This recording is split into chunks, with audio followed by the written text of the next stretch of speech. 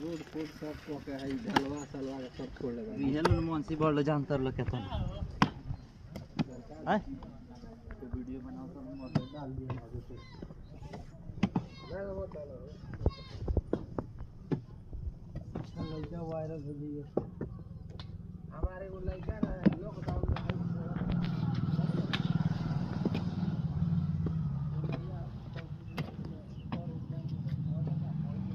निकला